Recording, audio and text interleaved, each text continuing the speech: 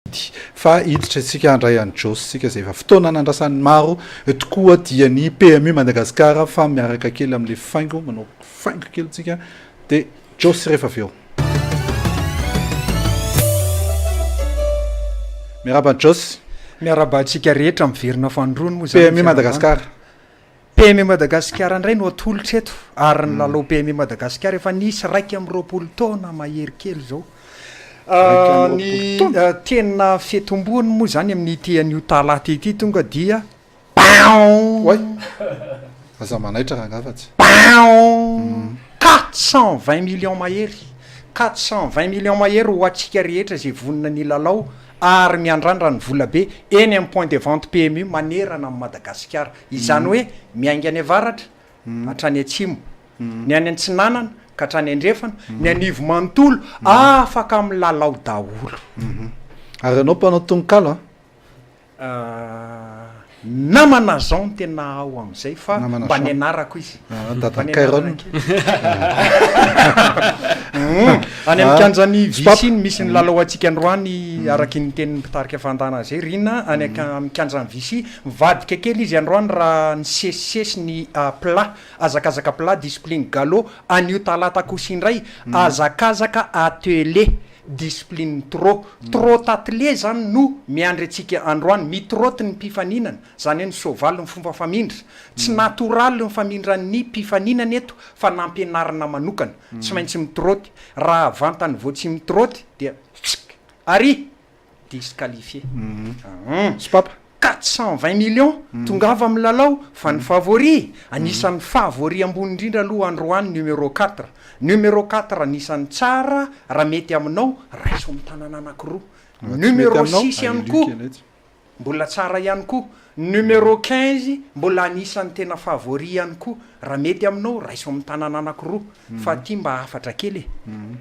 tsy voatery hoe ny favori foana ny tsy maintsy miditra fa efa nalahatry ny handicapeur ireo mpifaninan'ireo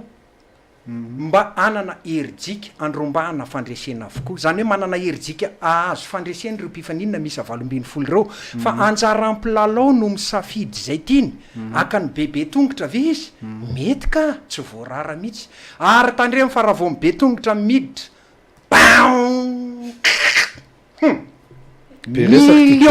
million vola be miaraka amin'ny PMU Madagasikara isanandro. Fanazavana kely Joyce inona le hoe numéro plus zay indray tsy maninona ka hitanao manaroatra kely satria fa resaka besady plus tsika teo tena maro aloha tonga de miresaka numéro plus matona anaiky hiakatra eto amin'ny fandaharana zay tariany rina dia manaiky amaly ampanajana ihany koa maro ny mpilalao maro ny mpilalao mbola tsy mahafantatra momba n'ilay numéro plus ohatra ny namako ato zao milalao izy tsy ndraindray fa mbola tsy fantany akory numéro plus zany dia rehefa mividy isika amin'ny karazan-dalao quinté plus na amin'ny alalan'ny tic 3 io na amin'ny alalan'ny pic 2 na amin'ny alalan'ny quinté plus combiné na amin'ny alalan'ny son dia karazana tolotra daholo ireo nambarako teo fa misy quinté plus eo anatin'ilay tapakily dia tsy maintsy misy numéro plus miaraka amin'ilay tapakily ery amin'ny fanambaniny ery amin'ny farany ambanin'ilay tapakily misy numéro plus misoratra ao tarehimarika miisa 2 ihany io